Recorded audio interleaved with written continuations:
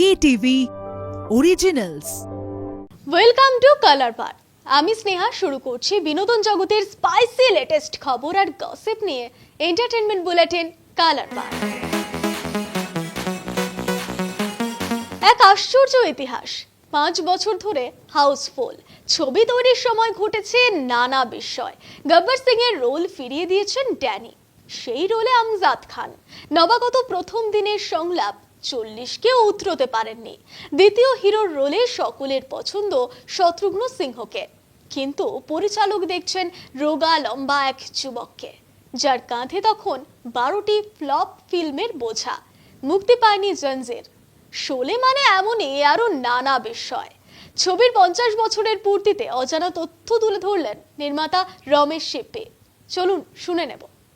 लेकिन वो इतना इमोशनली उस मोमेंट में घुस गए थे कि उनको लगा कि मुझे उनको तसल्ली देनी चाहिए। बहुत अच्छा मोमेंट था मेरे लिए भी, उनके लिए भी, रिया जी के लिए भी। जो मैंने टोरंटो में अब देखा, इंटरनेशनल टोरंटो फिल्म फेस्टिवल का रिएक्शन, वहाँ जो लोगों ने फिल्म देखी बिल्कुल वैसी थी जैसे कि यहाँ 50 साल पहले रिएक्शन था। तो अब मैं क्या बोलूँ, वही होगा।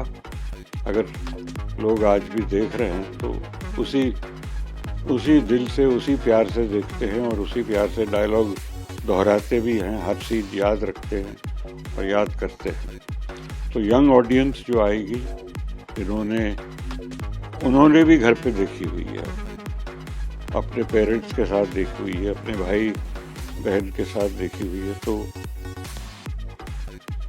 मेरा ख्याल है हम भी आपके साथ दोबारा चल के देखेंगे जब रिलीज होगी। मुझे तो लगता है वही रिएक्शन होगी जो 50 साल पहले थी। ऐसा कुछ मुझे मेरी जहन में आ नहीं रहा कि कोई डाउट्स थे। हम तो हर मोमेंट को किस तरह बेहतर करें उसी में लगे हुए थे कि शॉट सही हो, हवा सही चले, कपड़ा उड़े और हर वो चीज़ जिससे सीन बेटर हो जाए, एक मोमेंट और एक शॉट और अच्छा हो जाए। कॉन्सेंट्रेशन सारी उस पर थी और एक्टर्स की कॉन्सेंट्रेशन इस पे थी कि उनका जो मोमेंट बन रहा है कैसे उसको निभाएं, कैसे उसको और अच्छा करें। किसी ने ओवर एक्ट नहीं किया और किसी ने अंडर नहीं किया, सही सही सही करते रहे। বলিউড অভিনেত্রী মালাইকা আরোরা তার ফিটনেস এবং স্টাইলের জন্য পরিচিত। বয়স 50-এর কোঠায় হলেও মালাইকাকে দেখে বোঝার উপায় নেই তিনি খুব ফিট এবং স্টাইলিশ। সম্প্রতি তাকে আবার জিমের বাইরে দেখা গিয়েছে। তার চাবুক ফিগার দেখে নেটিজেনদের চোখ যেন সরছে না। দেখে নেব সেই ছবি।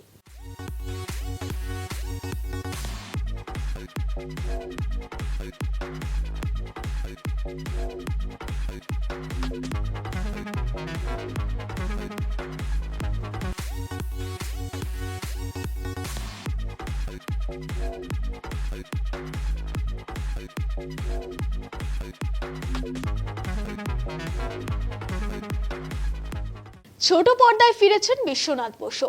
বেশ অনেকদিন পর আবারও ছোট পর্দায় ফিরছেন টলি দুনিয়ার পরিচিত মুখ বিশ্বনাথ বসু এবং ইন্দ্রাশিস ঘোষ।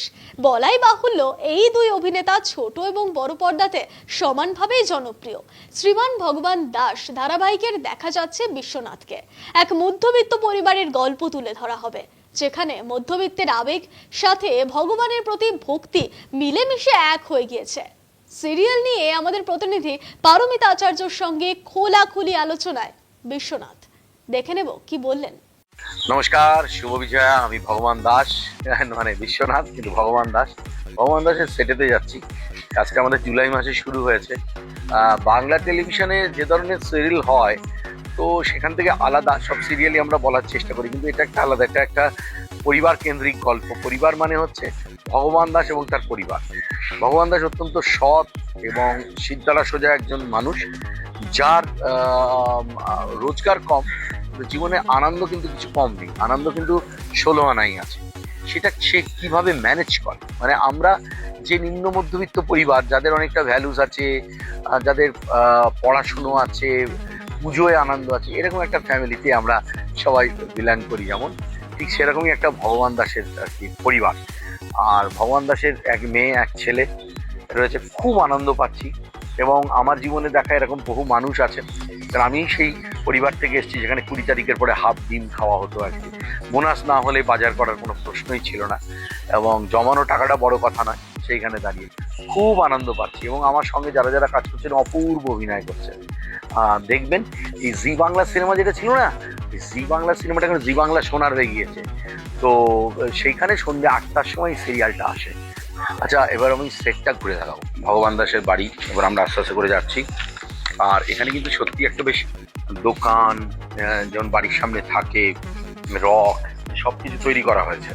এটা হচ্ছে আমাদের বাড়ির মেন এন্ট্রান্স গেট। এখান থেকে ভগবান দাস যাতায়াত করে। স্কুটিটা নিয়ে আসে ভগবান দাস, আসতে বলতে হবে, শর্ট চলছে। ভগবান দাসের স্কুটি এখান থেকে আসে, এসে এখানে স্কুটি থাকে, এখানে জুতো খোলে, এখানে হেলমেট রাখে, এবং এই বাড়ির মধ্যে ভগবান দাস চলে এলো। এটা হচ্ছে ভগবান দাসের ড্রয়িং অ্যান্ড ডাইনিং। এই যে, আর পিছনে রয়েছে কিচেন, যেখানে রান্না হয়। খুব সুন্দর, বেশি কিছু নেই কিন্তু সবই আছে। একটা টিভি রয়েছে পুরনো আমলের ভগবান দাসের। আর ওরা যেহেতু খুব ঈশ্বরে বিশ্বাসী, প্রচুর ঠাকুরের ছবি চারিদিকে। এই টিভিতে এখন খবর দেখছে, রবীন্দ্রনাথও রয়েছেন। ও আরেকটা জিনিস ভগবান দাসকে আস্তে করে আসতে হবে, সেটা হলো, ওদিক দিয়ে যাবো না, তাহলে জুতো খুলতে হবে। সেটা হলো এইখান থেকে ভগবান দাসের ঠাকুর ঘর, এই বাড়ির ঠাকুর ঘর। কি সুন্দর ঠাকুর ঘর, সব ধূপ ধুনো রেতে সব ছবিগুলো কিরকম সব হেজি হয়ে গিয়েছে। মানে আমাদের ভীষণ সুন্দর আমাদের ঠাকুর ঘরটা।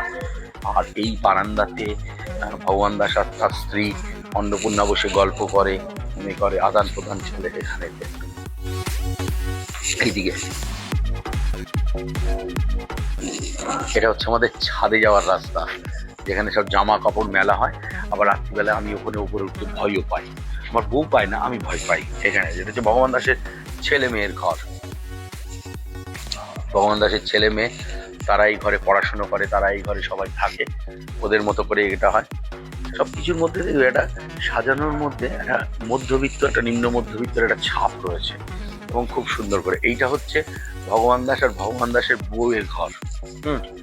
এখানে ভগবান দাস আর ভগবান দাসের বউ থাকে, এবং এই যে শিব ঠাকুরের মূর্তি, তিনি সব আশীর্বাদ করেন সব কিছু। আর এটা হচ্ছে খাটটা এখন চাপা পড়ে রয়েছে। এরকম শুটিংয়ে হয়। শুটিংয়ে আমাদের এখানে আমি এখানে যে সিন হয়েছে, আমি এত আনন্দ পেয়েছি। মিমির সাথে নানা কিছু আদান প্রদান হয়েছে, এবং ছেলে মেয়েদের রোজ রাত্রিরে এখানে দাঁড়িয়ে ভগবান দাস দেখে চলে যায়। খাবার টেবিল একটা বিরাট জায়গা, কারণ বাঙালি জীবনে তো খাওয়াটা একটা খুব বড় ব্যাপার। এদের রান্না বান্না হওয়া। উমাও এই বাড়িতে এসেছিল দুর্গাপুজোকে কেন্দ্র করে। মহাদেব মাঝে মাঝে আমাদের বেডরুমে আসেন, দেখা দিয়ে যান, কথা বলেন। আর এই দিক দিয়ে লুকিয়ে আমরা একটা জিনিস দেখবো, অফিস। অফিস অফিস যেসব সিন হয়েছে ভগবান দাস সিরিয়ালে, আমার কাছে খুব ভালো। যেমন আমরা আউটডোর গিয়েছিলাম, যে ভগবান দাস যেখানে শিব এসে দেখা দিচ্ছে ভগবান দাসকে, সেটা একটা ভীষণ আমার কাছে। আর এই বাড়ির ভেতরে যেদিনকে আমি বোনাসের টাকাটা পাইনি কিন্তু বাড়িতে এসেছি, সেদিন আমার আকাশ ভেঙে পড়েছিল মাথার উপরে। আমার আর বউয়ের সঙ্গে আমার এই সিন। আর একটা সিন এই ঘরেতে আমার খুব টিভির পর্দায় দেখেছি, নিজে দেখিনি। সেদিন আমার ছেলে মেয়েরা, যেদিন আমি বোনাস পাই না, সেদিন ওদের ভাঁড় ভেঙে টাকা জোগাড় করেছিল। এই ঘরে সেই সিনটা হয়েছিল, সেটাও একটা অসাধারণ একটা সিন ছিল। আর এখানে এত ভালো অভিজ্ঞতা হচ্ছে আমার, মানে যেভাবে আমাদের সব মধ্যবিত্ত পরিবারের সিন হচ্ছে, সেটা একটা দারুণ অভিজ্ঞতা। হ্যাঁ, টেলিভিশনে তো অনেকদিন পরে কাজ করলাম, মাঝে কয়েক বছর কাজ করা হয়নি। খুব ভালো লাগছে, হয় না মন মিলে গেছে, দারুণ মন মিলে গেছে আর কি। কিন্তু সেটা হয়তো সব মিলিয়ে, লেখা, ক্যারেক্টার সব মিলিয়ে এখানে একটা পরিবেশ রয়েছে। বেনারসে যাওয়াটা যে হয়নি সেটা আমার খুব কষ্ট লেগেছে, কারণ বেনারসের সিনটার মধ্যে একটা ব্যাপার ছিল। আমার বাবা আর কি, আমার ব্যক্তি জীবনে যিনি বাবা, তিনি বেনারস যাওয়ার ইচ্ছা প্রকাশ করেছিলেন, গিয়েছেন তিনি বেনারসে। যে আমাকে বলেছিল তুই একবার আমায় নিয়ে চ। আমরা যখন এই মথুরা বৃন্দাবন ঘুরে ফিরেছিলাম তখন যে বেনারস, কিন্তু বাবা নিয়ে যাওয়ার জন্য আমাকে সময় দেয়নি, কারণ সেটা বলার 15-20 দিনের মধ্যে পৃথিবী ছেড়ে বাবা চলে যায়। সেটা একটা খুব কষ্ট ছিল। সেই জন্য বেনারসের সিনটা আমার কাছে শ্রেষ্ঠ একটা সিন, এবং সর্বদমনদা আমাকে যে সাহায্য করেছে সিনটা করার সময়, এটা আমার কাছে একটা বিরাট। খুব যারা দেখেন, বলবো না যে হিউজ সংখ্যক লোক দেখেন, মানে যেরকম একটা নতুন চ্যানেল আস্তে আস্তে লোকে জানছে, কিন্তু যারা দেখে, দুটো মানুষ আমাকে থ্যাংক ইউ, মানে তাদের সব আমরা জন্ম ফ্যান আর কি, যাদের দেখে সিনেমায় এসছে। একজন রঞ্জিত মল্লিক মহাশয় আর একজন বিপ্লব চ্যাটার্জি, দুজনই আমাকে বলেছে। ইন্ডাস্ট্রির অনেকে থেকে তারা অনেকেই আমাকে বলেছে যেভাবে ক্যারেক্টারটা করছিস খুব ভালো হচ্ছে। জি বাংলা সিনেমা যেটা ছিল সেটা এখন জি বাংলা সরার, সেখানে সন্ধ্যে 8টার সময় দেখায় ভগবান দাস। আজকের কালার বার এখানেই শেষ করছি, দেখা হচ্ছে পরবর্তী এপিসোডে। আমাদের এই স্পেশাল বুলেটিন কেমন লাগছে কমেন্ট করে জানান আমাদের ফেসবুক পেজে, ইনস্টাগ্রামে, ইউটিউবে এবং এক্স হ্যান্ডেলে। এছাড়াও ফলো করতে ভুলবেন না আমাদের ওয়েবসাইট। অবশ্যই নজর রাখুন অন টিভিতে।